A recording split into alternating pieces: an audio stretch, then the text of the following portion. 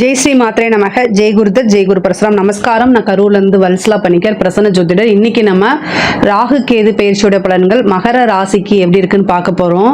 இந்த ராகு கேது பயிற்சி எப்போ ஆகுது அப்படின்னா, திருக்கணிதப்படி 2025 மே மாதம் 21ஆம் தேதியும், வாக்கியப்படி 2025 ஏப்ரல் மாதம் 26ஆம் தேதியும் உங்களுக்கு பயிற்சி ஆகுது. ராகு மீன ராசியிலிருந்து கும்ப ராசிக்கும், கேது கன்னி ராசியிலிருந்து சிம்ம ராசிக்கும் பயிற்சி ஆகுது. பொதுவாகவே ராகு கேது வக்ர கிரகங்கள், அதனால் அது பின்னோக்கி தான் நகரும். இப்போ குரு சனி இதெல்லாம் எடுத்துக்கிட்டிங்கன்னா, வக்ரமாக இருக்கும்போது ஒரு 5 மாத காலகட்டம் வக்ரமாக இருக்கும். அப்புறம் வக்ர நிவர்த்தி ஆனோன்னா அது முன்னோக்கி தான் நகரும். அதாவது 1ஆம் இடத்துல இருந்துச்சுன்னா 2, 3, 4 அந்த மாதிரி. அதே மாதிரி சுக்கிரன், புதன், செவ்வாயெலாம் சில நாட்கள் வக்ரமாக இருப்பாங்க. அவங்களும் வக்ர நிவர்த்தி ஆகிட்டா அடுத்தடுத்து முன்னோக்கி தான் 2, 3, 4 அந்த மாதிரி தான் போவாங்க. இது ராகு கேது எப்போவுமே வக்ரமாக இருக்குது. ஆல்வேஸ் வக்ர கிரகங்களாக இருக்கனால அது எப்பவுமே அதோடைய நகர்வு பின்னோக்கி தான் இருக்கும். அது என்னன்னா, உங்களுக்கு 3ஆம் இடத்துல இருந்து 2, 1, 12 அந்த மாதிரி போவாங்க. ஸோ இப்போ ராகு இவ்வளோ நாளாக உங்களுக்கு 3ஆம் இடத்துல இருந்துச்சு மகர ராசியை பொறுத்த வரைக்கும். இப்போ 3ஆம் இடத்துல இருந்து ராகு 2ஆம் இடத்துக்கும், கேது இவ்வளோ நாளாக பாக்கியஸ்தானத்தில் இருந்துச்சு 9ஆம் இடத்துல. இப்போ அஷ்டமஸ்தானத்துக்கு வந்திருக்காரு, 8ஆம் இடத்துக்கு கேது வந்திருக்காரு. ராகு கேதுவை பொறுத்த வரைக்கும் உங்களுக்கு ராகு நன்மையும், கேது பெரிய லெவலில் நன்மையும் செய்ய மாட்டார். அந்த மாதிரி பொசிஷனில் தான் இருக்குது ராகு கேது பயிற்சி. இப்போ தான் உங்களுக்கு 7.5 சனி கம்ப்ளீட் ஆகிருக்கு. அதுக்குள்ளே அஷ்டமஸ்தானத்தில் நீங்கள் நினைக்காதீங்க. பொருளாதார ரீதியாக ராகு நிறைய உயர்வை தான் கொடுத்துருவாரு. 2ஆம் இடம் அப்படிங்கிறது தனஸ்தானம், பணம், நமக்கு வரக்கூடிய பொருளாதாரம், நமக்கு வரக்கூடிய பணம், காசு, பணம், தனம் அப்படின்னு குறிக்கக்கூடிய இடம் செல்வ செழிப்பு அப்படின்னு குறிக்கக்கூடிய இடம் 2ஆம் இடம் தான். இந்த 2ஆம் இடத்துக்கு ராகு வந்திருக்காரு. ராகு எந்த இடத்துக்கு வராரோ அந்த இடத்தை பிரம்மாண்டப்படுத்தி விடுவாரு.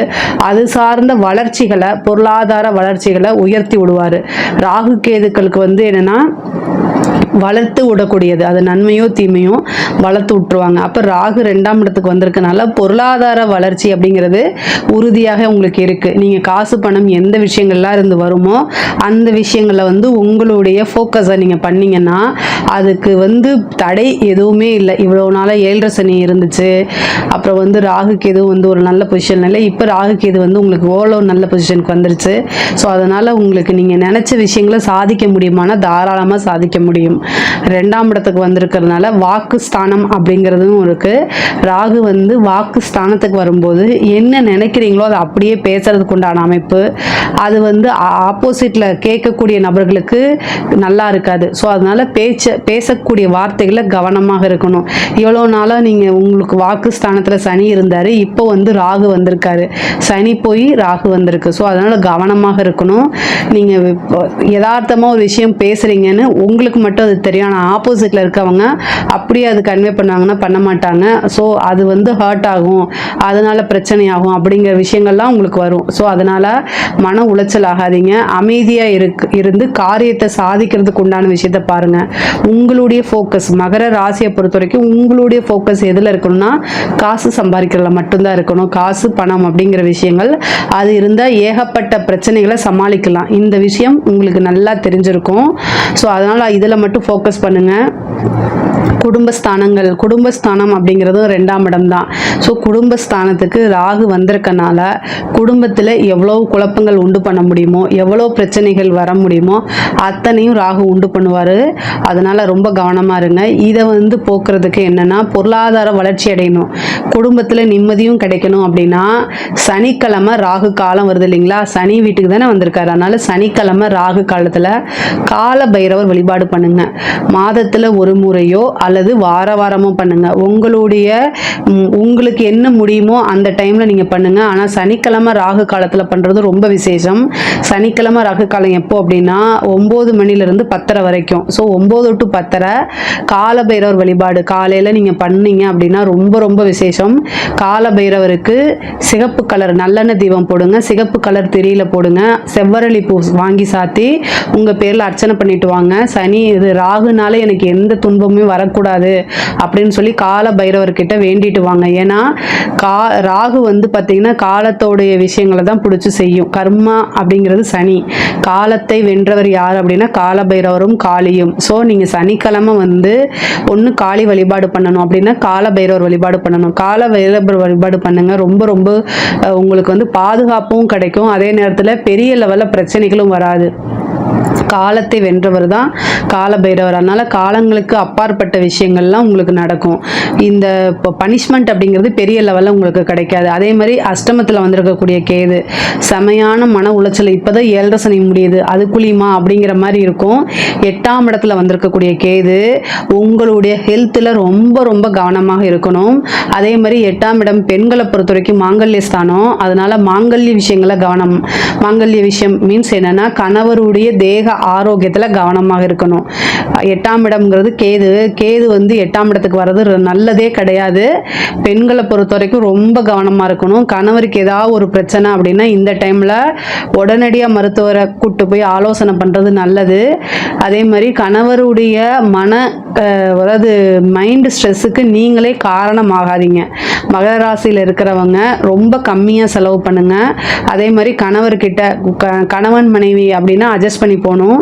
மகர ராசியில் இருக்கக்கூடிய பெண்களாக இருந்தாலும் சரி, ஆண்களாக இருந்தாலும் சரி, உங்களுடைய லைஃப் பார்ட்னர் கிட்ட வந்து அனுசரணையாக செல்லக்கூடிய காலகட்டம். இதுக்கு எந்த பரிகாரமும் இல்லை. அனுசரணை அப்படிங்கிறத ரொம்ப ரொம்ப ஒருவரை ஒருவர் அனுசரித்து செல்லக்கூடிய காலகட்டம். ஏதாவது ஒரு பிரச்சனை அப்படின்னா உடனடியாக அதுக்கான மன்னிப்போ அல்லது ஆதரவாக பேசி என்ன செய்யுங்கன்னா இப்போதைக்கு டெம்பரவராக அந்த பிரச்சனையை தீர்க்கிறதுக்கு பாருங்க. அதை பெருசு பண்ணி மறுபடி பேசி பெருசு பண்ணி அதை கடைசியில் கோர்ட்டு கேஸ் பஞ்சாயத்துக்குன்னு கொண்டு போய் நின்றாதீங்க. அது திரும்ப ஒரு உறவு பிரிஞ்சிருச்சுன்னா அந்த உறவு மறுபடியும் சேராது. ஸோ அதனால ராகு கேதுக்கள் முடிகிற வரைக்கும் கணவன் மனைவியுடைய ஒற்றுமை, குடும்ப நபர்களுடைய மகர ராசியை பொறுத்த வரைக்குங்க அஷ்டமத்தில் வந்திருக்கக்கூடிய கேது வந்து ஆல்ரெடி நான் சொன்ன மாதிரி கணவருடைய தேக ஆரோக்கியத்தில் ரொம்ப கவனமாக இருக்கணும். சேம் டைம் உங்களுடைய தேக ஆரோக்கியத்திலையும் கவனமாக இருக்கணும். 8ஆம் இடம் அப்படிங்கிறது தான் வந்து விபத்து கண்டத்தை குறிக்கக்கூடியது, சர்ஜரி கண்டத்தை குறிக்கக்கூடியது. ஸோ அதனால உங்களுக்கு ஏதாவது ஹெல்த் சம்மந்தப்பட்ட இஷ்யூ இருந்துச்சுன்னா உடனடியாக மருத்துவரை பார்த்து ஆலோசனை பண்ணி உடனடியாக அதுக்கு என்ன ட்ரீட்மெண்ட்டோ அதை ஸ்டார்ட் பண்ணுங்க. 8ஆம் இடம்ங்கிறது வந்து சர்ஜரியை குறிக்கக்கூடியது, திடீர்னு ஒரு விபத்து ஆகிறது அந்த மாதிரி விஷயங்களை குறிக்கக்கூடியது. இன்சூரன்ஸ் சம்மந்தப்பட்ட விஷயங்கள். ஸோ மேபி வந்து நீங்கள் ஒரு இன்சூரன்ஸ் கூட போட்டு வச்சுக்கலாம், அதுவே ஒரு பரிகாரமாக ஆகும். ஹெல்த் சம்மந்தப்பட்ட இன்சூரன்ஸோ அல்லது வந்து லைஃப் இன்சூரன்ஸோ ஏதாவது ஒரு இன்சூரன்ஸ் போடுங்க. இன்சூரன்ஸ் கிளைம் ஆகிறது இந்த மாதிரி விஷயங்கள்லாம் 8ஆம் இடத்துல கேது வரும்போது அது நடக்கும். அதே மாதிரி வந்து மனசுக்கு என்ன விஷயங்கள் கஷ்டமோ அத்தனை விஷயங்களும் நடக்கிறதுக்கு உண்டானது கேது கொடுத்துருவாருங்க. அதாவது உங்களுக்கு என்ன வீக்னஸ்ஸு, உங்களுக்கு எங்கே வலிக்கும், எங்கே அடித்தா எங்கே வலிக்கும் அப்படிங்கிறது உங்களை விட ராகு கேதுக்களுக்கு ரொம்ப நல்லா தெரியும்.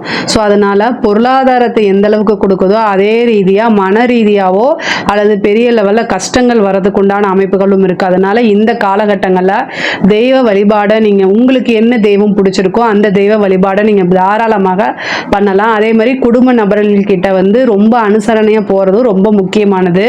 பணம் காசு அப்படிங்கிறது உங்களுக்கு வளர்ச்சி தான், அதில் எந்த மாற்றமும் இல்லை. அதே நேரத்தில் உறவுகளில் வந்து டேமேஜ் பண்ணுறதுக்கு உண்டான விஷயமும் நடக்கும்.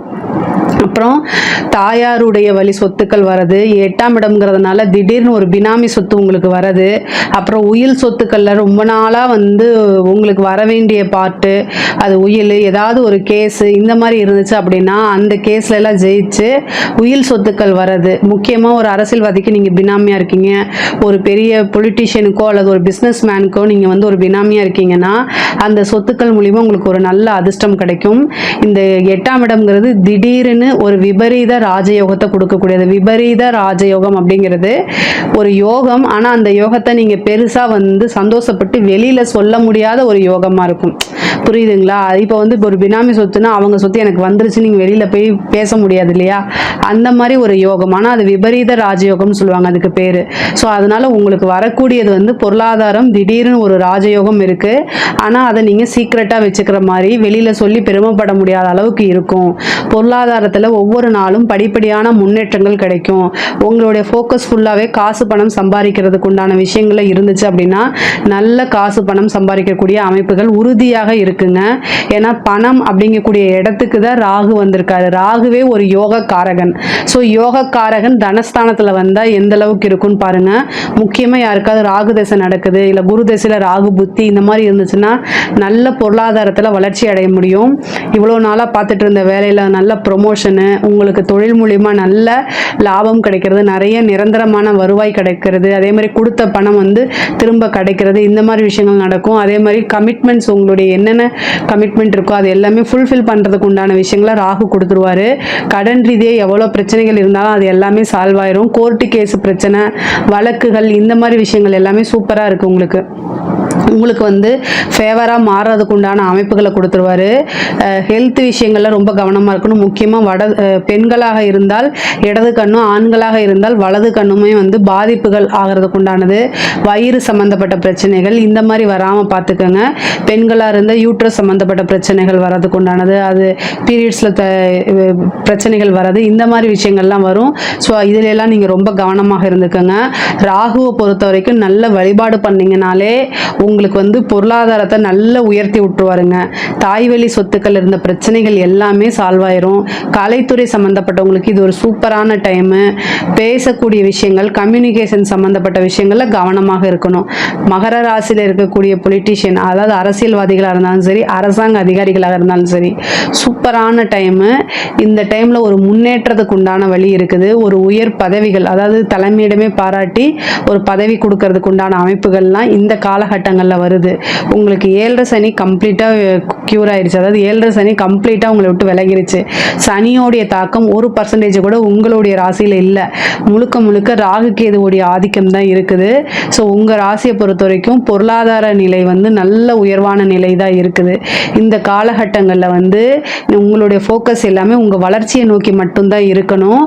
அதாவது 8ஆம் இடம்ங்கும்போது உங்கள் மனசை கஷ்டப்படுத்துறதுக்கு தேவையில்லாத அவமானங்கள், பழிச்சொற்கள், நீங்கள் தப்பு செய்யலைனா கூட ஏதாவது உங்கள் மேலே வீண் வதந்தி, பழிச்சொற்கள் இதெல்லாம் வரத்துக்கு அமைப்புகள் இருக்குது. ஆனால் அதுக்கெல்லாம் நீங்கள் இடம் கொடுக்காதீங்க. அதே மாதிரி அதை காதில் போட்டுக்காதீங்க, காதிலே வாங்கிக்காதீங்க. காது வழியாக தான் மனசுக்குள்ளே இறங்கணும். அதனால காதுக்குள்ளே கூட நீங்கள் வந்து அந்த விஷயங்கள் உங்கள் மேலே ஏதாவது வதந்தி வந்தாலும் அதை ஐ டோன்ட் கேர்ன்னு சொல்லிட்டு கிராஸ் பண்ணி போய்கிட்டே இருங்க. அமைப்புகள் ரொம்ப நல்லா இருக்குது. தாயாருடைய தேக ஆரோக்கியத்தில் ரொம்ப கவனமாக இருங்க. சொத்துக்கள் திடீர்னு வரும். அதே மாதிரி காசு பணம் சேர்க்கக்கூடிய அமைப்புகள் இருக்குது. முன்னேறி, அதாவது பெண்களாக இருந்தால் ஆடை ஆபரண சேர்க்கை, காசு பணம் சம்பாதிக்கிறது, ஓனாகவே நீங்கள் வந்து பிஸ்னஸ், ஒரு ஆண்டர்பிரனராக பிஸ்னஸ் ஸ்டார்ட் பண்ணுறது, இதுக்கெல்லாம் சூப்பராக இருக்குது. முக்கியமாக 2ஆம் இடத்துல ராகு வந்திருக்கு, 8ஆம் இடத்துல கேது வந்திருக்கு. ஆன்லைனில் வந்து ரொம்ப ஜாக்கிரதையாக இருங்க. சோஷியல் மீடியாவில் இன்ஃப்ளூயன்சராக இருக்கீங்கன்னா ரொம்ப ஜாக்கிரதையாக இருக்கணும். மெயினாக வந்து அதிகமாக செலவு பண்ணாதீங்க. ஆன்லைனில் பர்ச்சேஸ் வாங்காதீங்க. தெரியாத லிங்கை கிளிக் பண்ணாதீங்க. ராகு வந்து காசு பணம், அதே மாதிரி 8ஆம் இடத்துல கேது இருக்கனால தெரியாத லிங்கை கிளிக் பண்ணிங்கன்னா காசு பணம் எல்லாம் போயிடும். ஸோ ராகு வந்து கொடுக்குற மாதிரி கொடுத்துட்டு எடுத்து விட்டுரும். ரொம்ப கவனமாக இருங்க. பொதுவாகவே மகர ராசியை பொறுத்த வரைக்கும் 2ஆம் இடத்துல வந்திருக்கக்கூடிய ராகு வந்து காசு பணம் எல்லாத்தையும் வளர்த்து விட்டு பிரம்மாண்டப்படுத்தி விடுவார். கேதுக்கு வந்திருக்கனால ஹெல்த் சம்மந்தப்பட்ட விஷயங்களை கவனமாக இருங்க. நைட் டைம் ட்ராவலை அவாய்ட் பண்ணிக்கங்க. முக்கியமாக உங்களோட உடல்நிலையிலையும் கணவருடைய தேக ஆரோக்கியத்திலையுமே ரொம்ப கவனமாக இருந்துட்டாலே இந்த ராகு கேது பயிற்சி உங்களுக்கு ரொம்ப சிறப்பாக தான் இருக்குது. இதில் ஏதாவது சந்தேகங்கள் இருக்குது அப்படின்னா கமெண்ட்ஸில் கேளுங்க, நான் கண்டிப்பாக ஆன்சர் பண்ணுறேன். நம்மளுடைய சேனலை லைக் பண்ணுங்கள், ஷேர் பண்ணுங்கள், சப்ஸ்கிரைப் பண்ணுங்கள். நன்றி, வணக்கம்.